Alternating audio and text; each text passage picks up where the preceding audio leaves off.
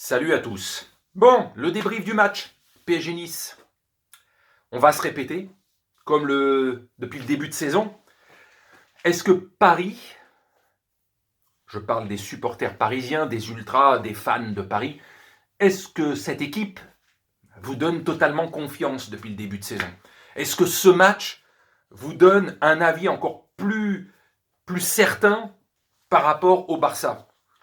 Et c'est régulièrement la même chose chaque année. 2 mois avant le match, au moment du tirage au sort, on a une idée de ce qu'est le club face à son adversaire. Et 9 fois sur 10, les supporters parisiens sont en totale confiance.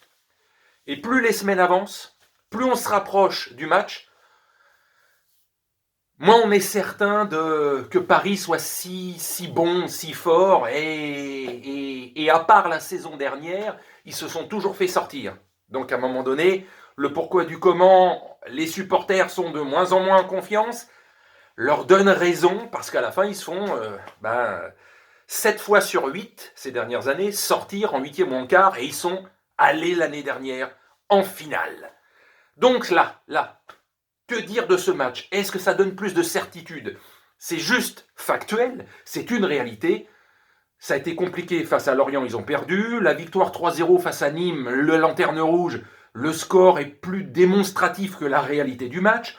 Face à l'OM, un OM qui est d'une médiocrité énorme cette saison, c'est pas compliqué, entre guillemets, de les battre. Même s'il y a eu ce coup de Trafalgar il y a quelques mois au Parc des Princes. Face à Nice, on ne peut pas dire que Nice est dans le Big Four actuellement, etc. Non, c'est deuxième moitié de classement.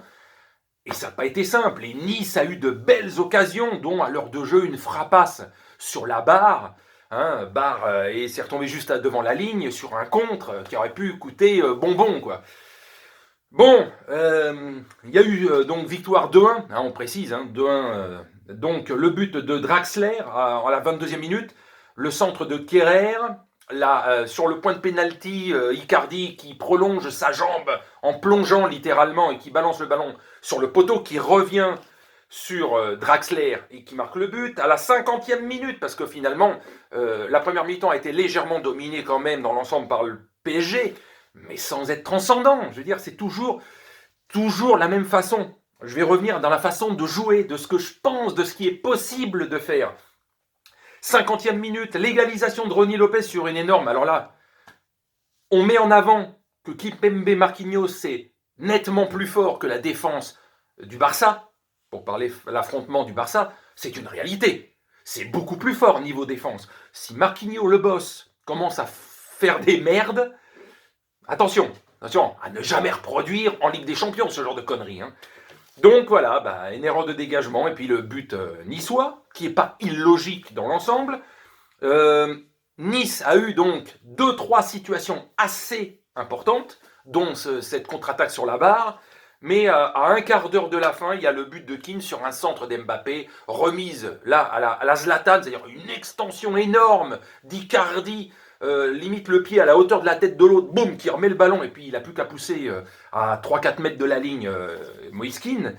Donc, victoire 2-1, mais, pas plus rassuré. Pas plus rassuré. En plus, qu'est-ce qui fait que on se dit, la seule totale confiance, maintenant les armes sont remises à Kylian Mbappé, on le sait, c'est lui maintenant. Il n'y aura pas Neymar, il n'y aura pas Di Maria. Là, sur ce match, il n'y avait pas Verratti. On souhaite, on espère, on croise les doigts qu'il sera bien là pour les huitièmes de finale. Di Maria, on espère qu'il sera là pour le match retour. Il devrait être là pour le match retour en huitième de finale.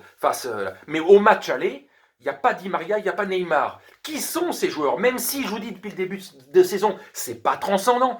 Mais qu'est-ce qui fait qu'on peut se donner un sentiment de pouvoir faire quelque chose d'important face à ce Barça, niveau défense, qui est quand même très affaibli? C'est le jeu en profondeur, c'est la vitesse d'Mbappé. Les 3-4 fois où Mbappé a pris de la vitesse, il est inarrêtable. Si tu veux qu'il joue sur des petits périmètres, et c'est moi qui vais dribbler, et c'est moi qui vais faire le jeu, ça sert à rien. c'est même pas la moitié, la plupart de ses actions, quand il est arrêté, et je veux faire des passements de jambes, et je veux faire des dribbles et tout ça, la majorité de ces actions-là servent à rien. Elles servent à rien.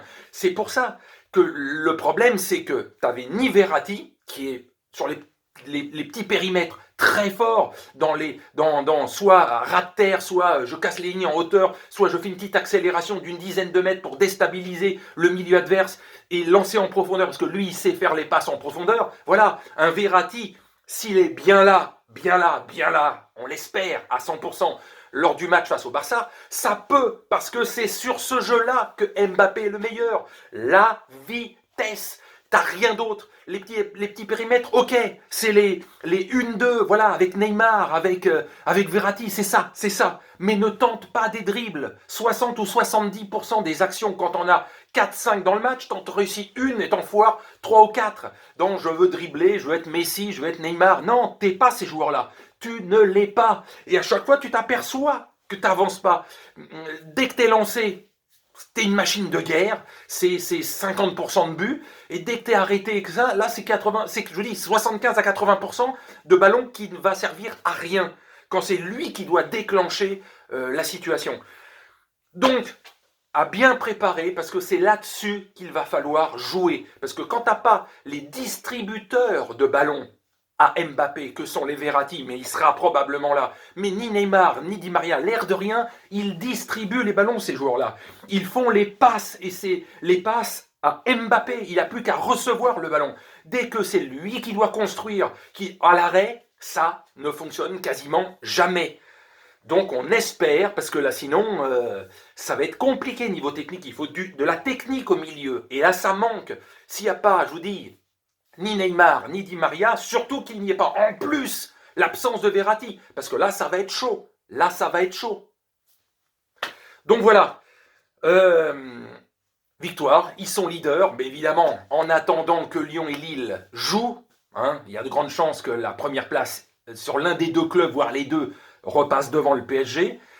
Mais bon, voilà, on sait que le Barça est prenable, on va le voir ce soir.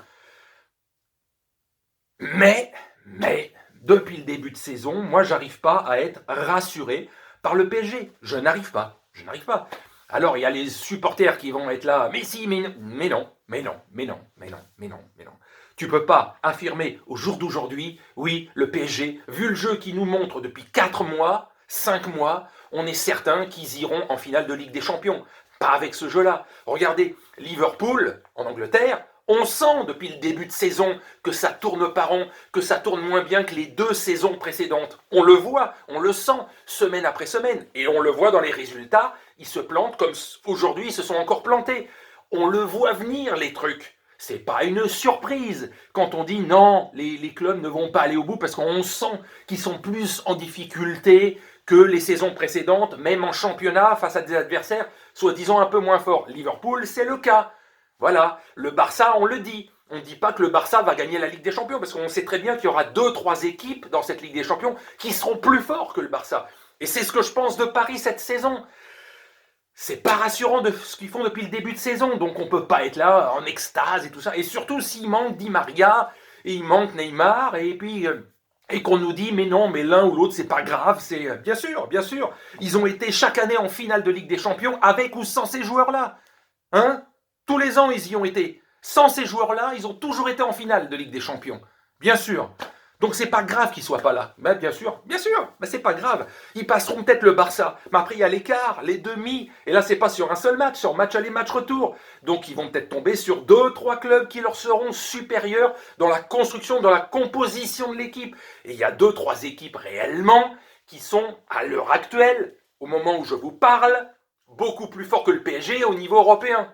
Les Atlético Madrid, les Manchester City, qu'est-ce qu'il y a encore Bayern de Munich, voilà, des équipes qui factuellement à l'heure actuelle sont plus fortes, mieux construites. C'est tout. Après qu'ils aillent au bout, tout est possible dans le foot, tout est possible. Mais ça va être chaud quand même, Mais en tout cas, hâte d'être à mardi soir, parce que là, c'est 2 équipes qui pètent pas le feu, quoi. Ça pète pas le feu, donc tout est possible, mais l'une comme l'autre, je pense, flippe de l'adversaire. Ça, c'est clair et net. Ils vont pas le dire, le montrer, etc. Mais PSG craint le Barça et inversement aussi. Parce que aucune des deux équipes n'est réellement rassurée depuis le début de saison. Ça, c'est une quasi-certitude. Voilà. Allez, sur ce, je vous salue et puis à ce soir ou demain pour le débrief de l'adversaire de Paris, le Barça. Allez, salut.